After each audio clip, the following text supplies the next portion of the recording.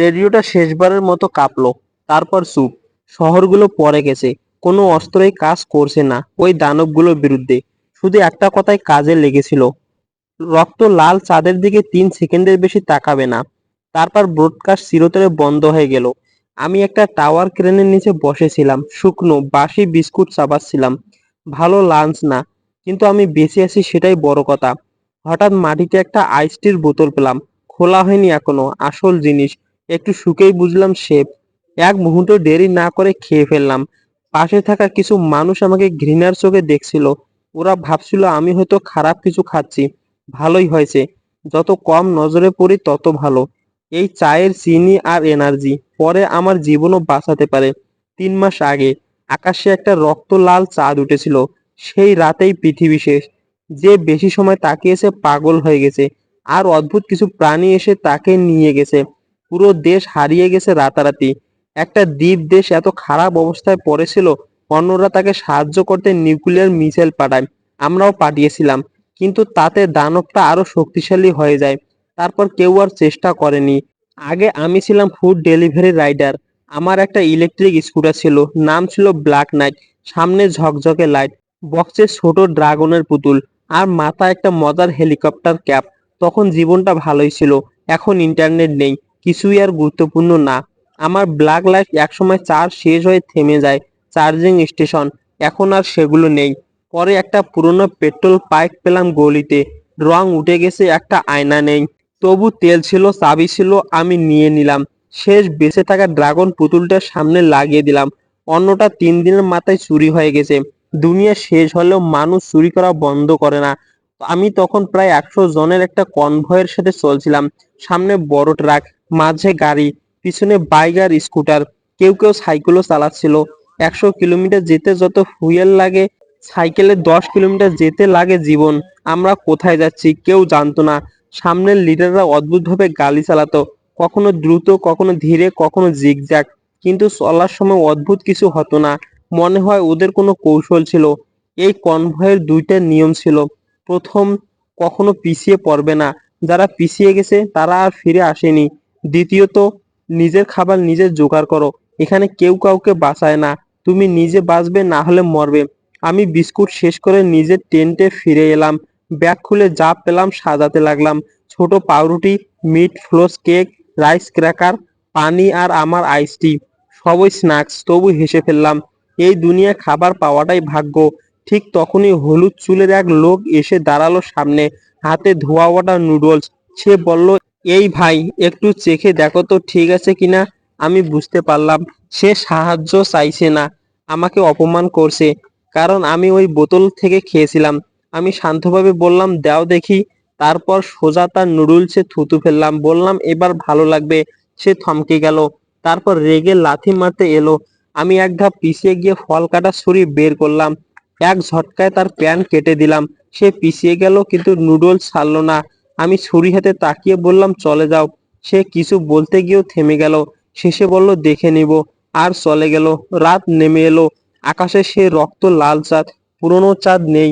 এই নতুন জিনিসটাই সব শেষ করে দিয়েছে। দূরে কোথাও কেউ কাঁদছে, কেউ প্রার্থনা করছে, কেউ ভয় পাচ্ছে। আমি টেন্টের ভিতরে বসে নুডলস রান্না করতে লাগলাম। ভাবলাম আজ অন্তত নিজের জন্য একটা ভালো বাটি বানাই। কারণ এখন এক প্যাকেট নুডলস মানেই জীবন। এগুলো দিয়ে ওষুধ নেওয়া যেত, অথবা কারো দরকার হলে তাকে সাহায্য করা যেত। আমি আমার ফল কাটা ছুরিটা পকেটে রাখলাম, আর চারপাশে নজর রাখলাম। অন্ধকারকে আমি ভয় পাই না, এখানে কোনো ভূত নেই। কিন্তু মানুষকে আমি ভয় পাই। অনেকেই বাইরে থেকে মানুষ দেখায়, কিন্তু ভিতরে কি আছে সেটাই সবচেয়ে বিপজ্জনক। পানি ফুটতে শুরু করতেই আমি 2 প্যাকেট সিড আর এক মুঠো বুনো ঘাস ঢেলে দিলাম। এই ধ্বংস হয়ে যাওয়া পৃথিবীতেও কিছু জিনিস এখনো জন্মায়, ভাবতেই অবাক লাগে। ফুটন্ত পানিতে ঘাসগুলো ভাসতে ভাসতে নড়ছিল। আমি তাকিয়েই ভাবলাম, আমাকে ওর মতো হতে হবে। যত খারাপই হোক বেঁচে থাকতে হবে। শক্ত মানুষরা কখনো অভিযোগ করে না তারা কোথায় আছে। আর আমি যদি এখনো শক্ত না হই, তাহলে আমাকে শক্ত হতে হবে। নুডলস আর ঘাসের গন্ধ মিশে আশ্চর্য রকম ভালো হয়েছিল। আমি ধীরে ধীরে খাচ্ছিলাম, আর কনভয়ের সামনে তাকিয়েছিলাম, যেখানে শক্তিশালী লোকেরা থাকে। রেডিও বন্ধ হওয়ার আগে ওরা বলেছিল জাগ্রত মানুষদের কথা, যাদের বিশেষ ক্ষমতা আছে। যারা ওই দানবদের সাথে লড়তে পারে আমার মতো সাধারণ মানুষ ওদের সামনে কিছুই না। নেকড়ের সামনে ভেড়ার মতো অসহায়। প্রতিটা জাগ্রত মানুষের ক্ষমতা আলাদা। কেউ জানে না এটা কিভাবে হয়। সবটাই ভাগ্য। কে শক্ত হবে আর কে সাধারণ থাকবে সেটা ভাগ্য ঠিক করে। আমি নুডলস শেষ করলাম, আগুন নিভিয়ে দিলাম। পাতিল ধোয়া অসম্ভব। আমি খুবই দামি এখন এই পথে। পানি মানেই জীবন। খাবার ছাড়া মানুষ এক সপ্তাহ থাকতে পারে, কিন্তু পানি ছাড়া মাত্র 2 দিন। আমি স্লিপিং ব্যাগে ঢুকে পড়লাম।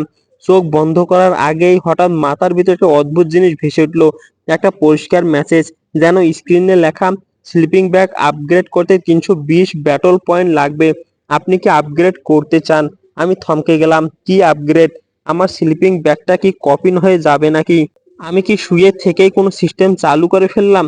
কিছুক্ষণ ভাবার পর বুঝতে পারলাম আমি জাগ্রত হয়েছি, তবে অন্যদের মতো শক্তি না। আমারটা একটা সিস্টেম, একটা আপগ্রেড সিস্টেম। আমি আমার জিনিসগুলোকে উন্নত করতে পারি, এমনকি কেমন ভাবে আপগ্রেড হবে সেটাও ঠিক করতে পারি, কিন্তু শূন্য থেকে কিছু বানাতে পারি না। স্লিপিং ব্যাগ আপগ্রেড করলে ভালো স্লিপিং ব্যাগ হবে। কফিন বানাতে চাইলে তার জন্য আলাদা খরচ। আর যদি যথেষ্ট পয়েন্ট থাকে তাহলে একে 9টা ড্রাগনে টানা লেজেন্ডারি কফিনও বানানো সম্ভব। আমার কাছে সুপার পাওয়ার নেই, কিন্তু আজ থেকে আমি আর অসহায় না। তবু এটা গোপন রাখা ভালো।